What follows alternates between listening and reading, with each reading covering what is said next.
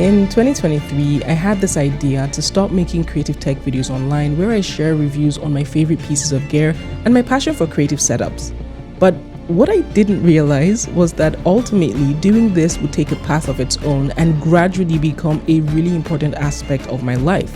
So important that it has brought me to this very moment where I'm sharing with you the space where I spend most of my hours working as a designer, building software, tinkering with hardware, and because I love making these videos so much, let me give you a tour of my home office and studio and how I've designed it to fit my various interests.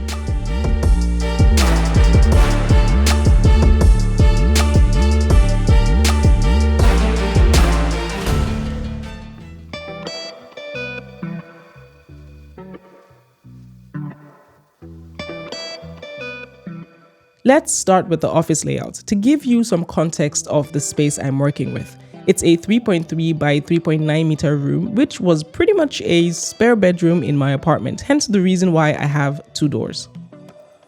My goal was to divide this room into 3 main sections while making sure that every single corner looked good, or at least was a potential filming angle. This is a gaming corner. It's where I sit to play games with friends as a way to kind of relax after long working sessions.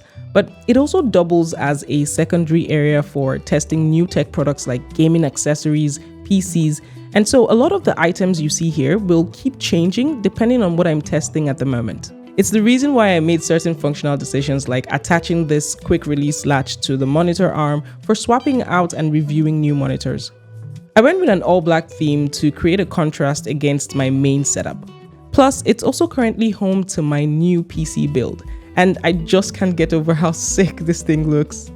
But that's not where I spend most of my time. In the morning, when I step into the office, I head to the coffee area. My coffee setup is simple. It's either an espresso or an AeroPress, depending on how much time I have. I keep the fancier Chemex and pour over coffee stuff in the kitchen, because if you can't tell already, yes, I really love coffee. This main coffee station is in a small section of the shelf, which I designed a couple of years ago and was built out by a local carpenter.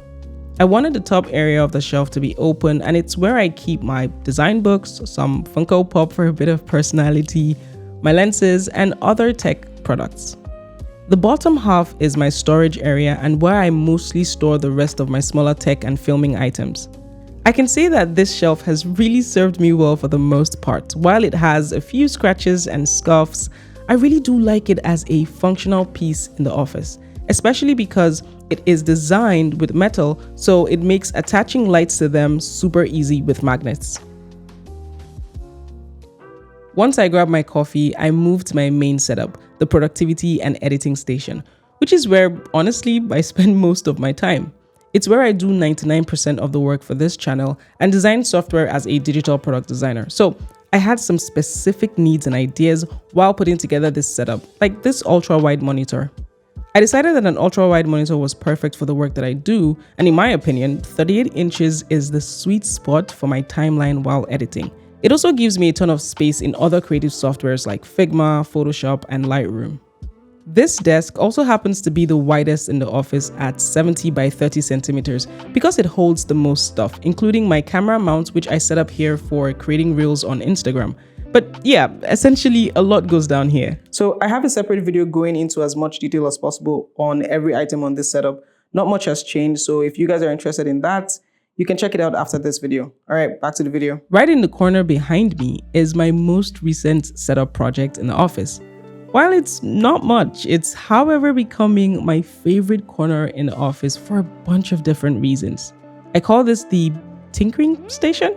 Okay, that just sounds weird. Maybe I need a better name for this area, but it is where I put together PC builds and keyboards.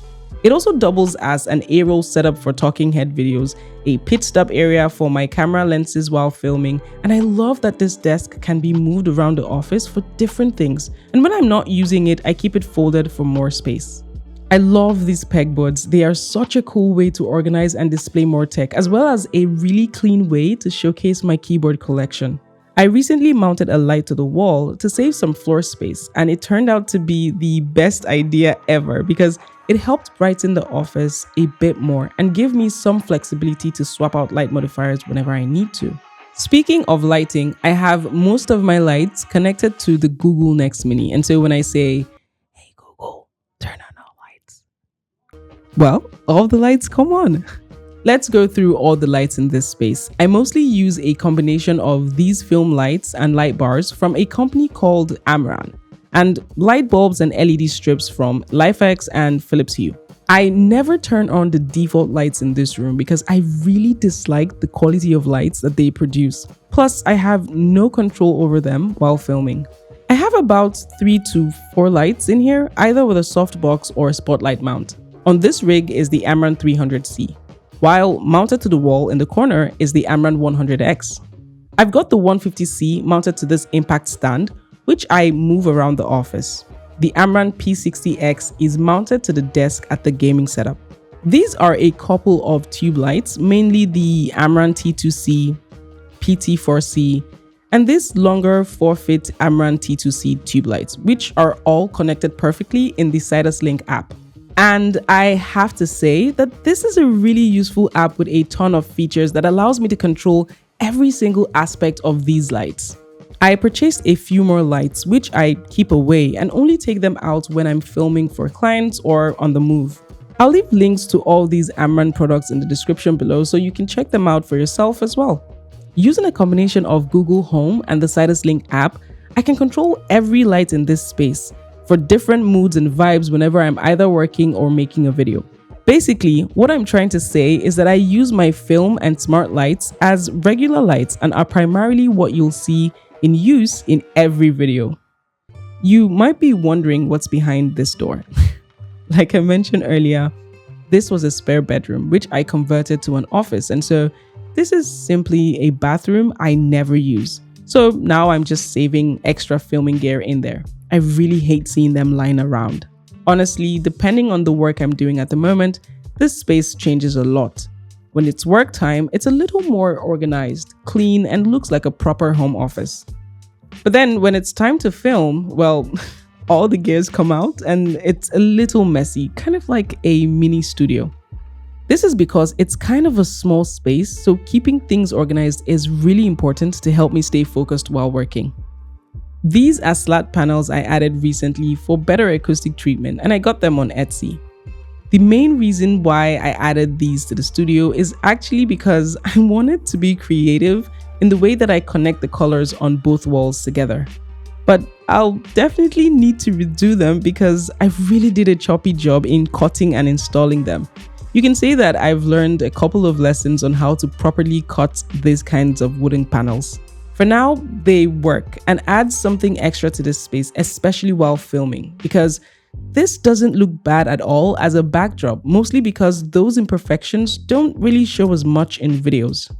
Previously, I had real plants in the office, but because I moved them a lot, especially as props, I ended up killing all of them. So I decided to get fake plants instead because I just felt like they were a much better fit for this studio.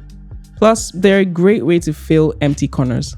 Speaking about empty spaces, I'm still deciding on what to do with this wall. It's quite bare at the moment and I intend to keep it looking clean and minimal. I'm just considering getting a few frames or maybe use a few slat panels to really connect the corners of the wall. But what do you think I should do here?